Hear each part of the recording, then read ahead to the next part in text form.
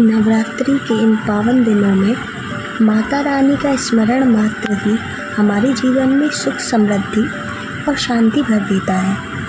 कहा जाता है कि माँ दुर्गा के 108 नामों में इतनी अद्भुत शक्ति है कि इन्हें सुनने और जपने से हर कष्ट दूर होता है। धर्म ग्रंथों में वर्णन मिलता है कि 108 नाम स्वयं देवताओं ने माता की स्तुति में उच्चारित किए थे। इन नामों का स्मरण करने वाले साधक को रोग, शोक, दरिद्रता और भय से मुक्ति मिलती है। घर में सुख समृद्धि आती है और माँ की कृपा से सभी बाधाएं समाप्त हो जाती हैं। मान्यता है कि जो व्यक्ति सच्चे मन से इन नामों को सुन ले, उसे उसी क्षण माँ की दिव्य शक्ति का आशीर्वाद प्राप्त होता है। यही कारण है कि संत महात्मा हमेशा इन नामों के जप और श्रवण की महिमा बताते आए हैं। तो आइए श्रद्धा और विश्वास के साथ माता दुर्गा के 108 पवित्र नामों का श्रवण करें और माँ की कृपा से अपने जीवन को मंगलमय बनाएं। भाइयों बहनों, सर्वमंगल मांगल्ये शिवे सर्वार्थसाधके शरण्ये त्र्यंबके गौरी नारायणी नमस्तुते। या देवी सर्वभूतेषु मातृरूपेण संस्थिता नमस्तस्यै नमस्तस्यै नमस्तस्यै नमो नमः।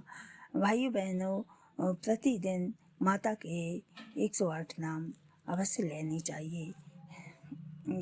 देवी पार्वती जो प्रतिदिन दुर्गा जी के अष्टोत्तर नामों का पाठ करता है, माता जी बोलती हैं, भोलेनाथ बोलते हैं माता पार्वती से, तो उसके लिए तीनों लोक में कुछ भी असाध्य नहीं रहता है तथा तीनों लोकों 14 भुवनों में ऐसी कोई वस्तु नहीं है जो उस व्यक्ति को न मिले। उसे धन की प्राप्ति होती है, पुत्र, स्त्री तथा घोड़े, हाथी, धर्म और आदि चारों पुरुषार्थों की उसको प्राप्ति हुई। अंत में सनातन मुक्ति को भी वो प्राप्त होता, मोक्ष को भी प्राप्त कर लेता है। कुमारियों का पूजन और देवी सुरेश्वरी का ध्यान करके पराभक्ति के साथ उनका पूजन करें। जैसे कन्या पूजन करते हैं तो उनको नाखूनों को धोना चाहिए, उनके पैरों को धोना चाहिए और मस्तक पर कुमकुम का तिलक करना चाहिए तथा उन्हें मीठे पदार्थों से भोजन कराना चाहिए और फिर माता का 108 बार उनका नाम लेना चाहिए। तो इससे सभी कार्य सिद्ध हो जाते हैं। भोलेनाथ माता पार्वती से देवी जो ऐसा करता है उसे सब श्रेष्ठ देवताओं की भी सिद्धि प्राप्त हो जाती है। राजा उसके दास हो जाते हैं। राजा का दास हो जाना मतलब उसकी सभी कोई बात मानते हैं। ऐसा वह राजलक्ष्मी को, अटल लक्ष्मी को प्राप्त करता है, माने उसके पास धन का कोई अभाव नहीं रहता है तथा इसलिए अष्टोत्तर माने 108 नाम महादेवी के प्रतिदिन मनुष्य को जरूर लेना चाहिए। उसे राजलक्ष्मी की प्राप्ति होती है तथा किसी भी चीज़ की उसको कमी नहीं रहती है। माता तो ऐसी है कि जो पुत्र चाहते हैं माता उसे देने को तैयार है, परंतु अपन लोगों को भी आराधना करना जरूरी होती है और बिना परिश्रम के तो संसार में किसी को कुछ नहीं मिलता है।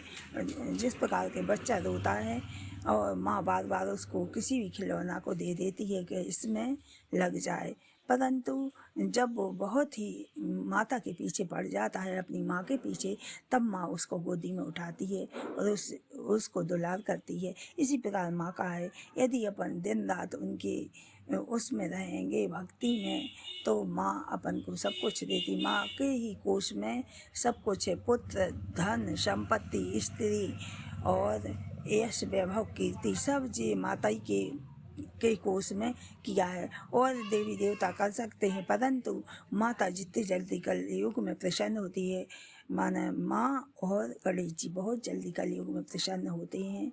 इसलिए भाइयों बहनों, माता जी की आराधना अवश्य करनी चाहिए। और आपको यह वीडियो कैसा लगा हमें बताइए, आगे भी आप इसको बढ़ाइए और सब्सक्राइब करिए तथा लाइक करिए। जय माता दी, जय गोपाल, जय